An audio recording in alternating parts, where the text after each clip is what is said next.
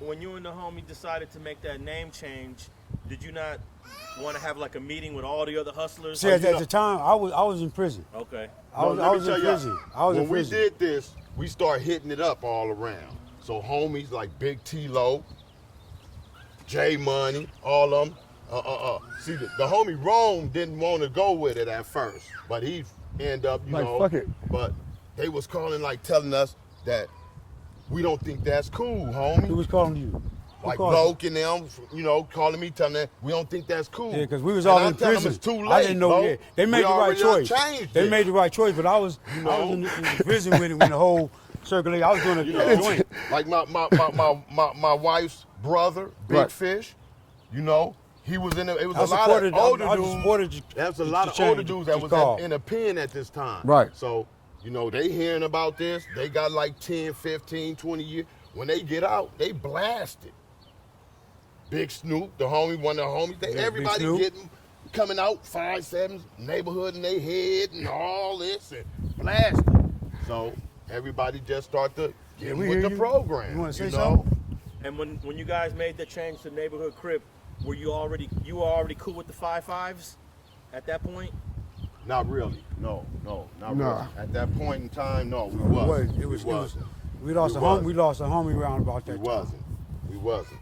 Not at that time, no. There was a lot of war over here. The way we got cool one night was me and a gang of the homies was out here one night, and Big Snaps and them, Big Nuts and them from 5-5, they came around the block deep.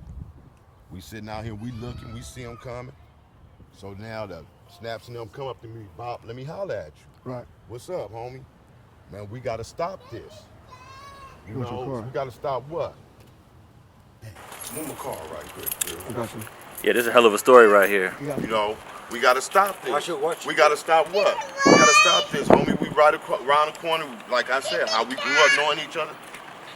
So, at this time in Token, it was like homies from neighborhood that wasn't cool with it, and it was still homies from our side that wasn't cool with trying to make this Benz. Homie, from all the rafter, all the killing, all the shootings, all the shit we done been through as being 5-5s and 5-7s over here, people were thinking we was the 60s and the 8 trays.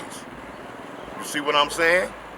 But me having a little love in the hood like I had, you know, I got at some of the homies, some older niggas, and we hollered, and I hollered, and I'm like, man, what we gonna do? Is we gonna stop this or we gonna keep it? Because once you get up on normally, we coming to we running heads with each other.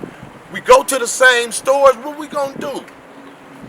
So we all came together one night, talked. We met up on 58 between Normandy and Dinker. And it was about. We've been solid ever since. It was about 100.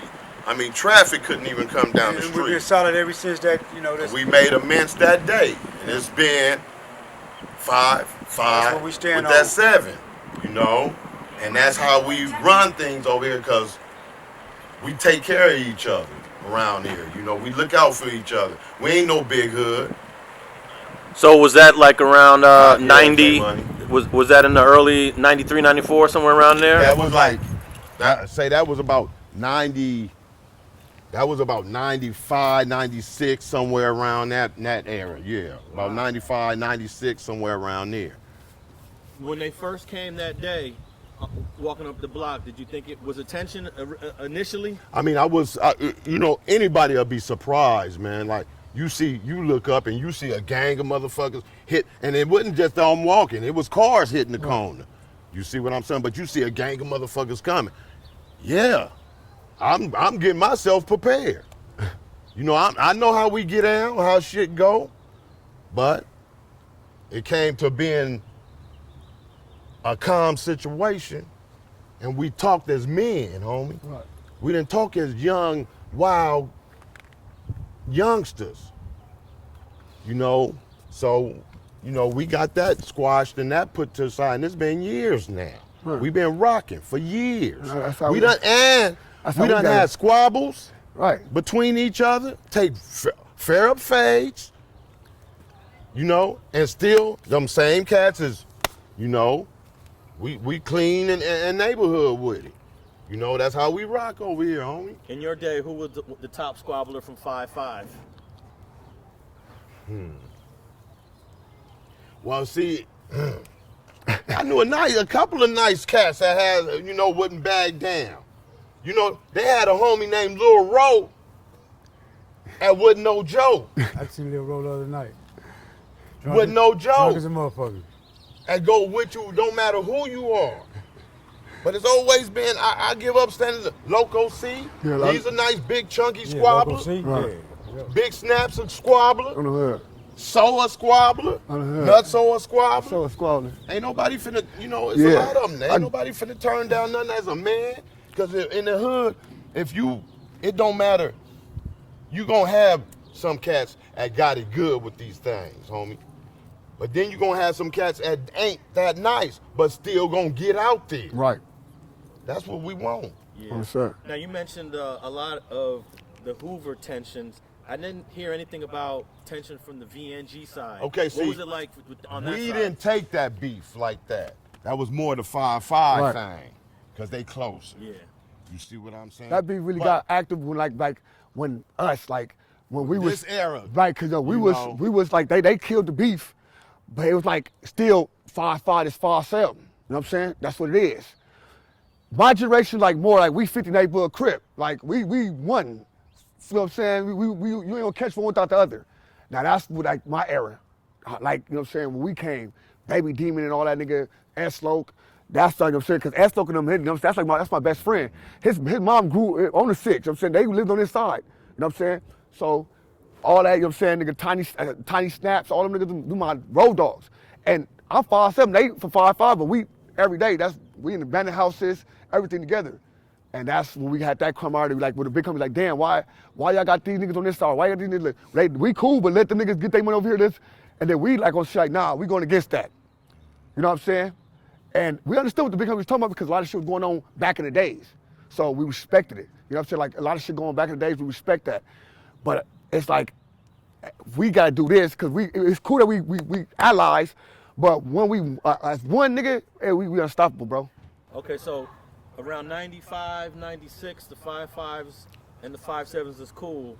But right around that same time, 94, 95, the 5-1s are starting to form over here. Yeah. They're not trouble They gangster not crip starting, yet. they forming over here off of Halldale and 51st. Halldale and 51st. Right, yeah. right. See, We got homies that nigga on I got a homie that I wish he was here. Yes. He was here, nigga. He was a guy, NBT. Yeah. Straight, you know what I'm saying? They tapping in with him. Oh, we used to go because they had a little weed spot over there. We used to go over there and mess with these young cats, Right. man.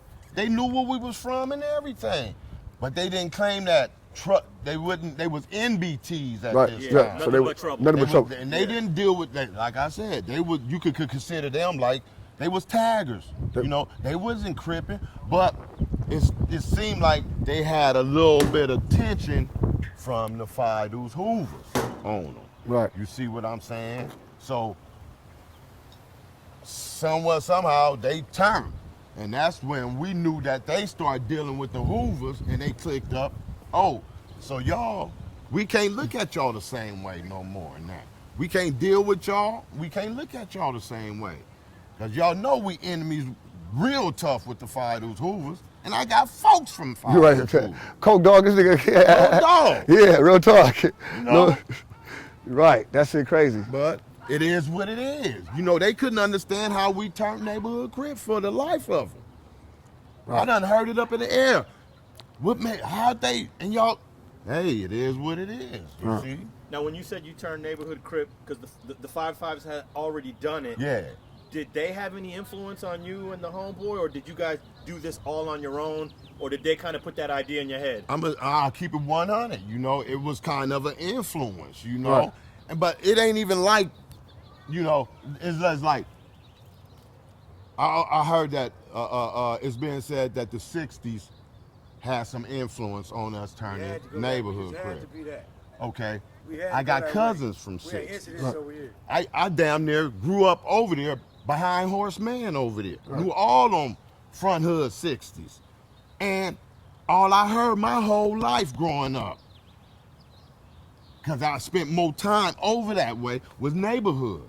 I took a liking to that from Jump Street, but never tried to push the issue. Right. I was on this hustler tip. But I always, now why you think I mentioned it to my homie D-Rock? I said I liked it, you know. I wasn't against it when the 5-5s did it. I liked it, you know. So that gave me more initiative to say, fuck it. Right. Nigga, we gonna push the neighborhood.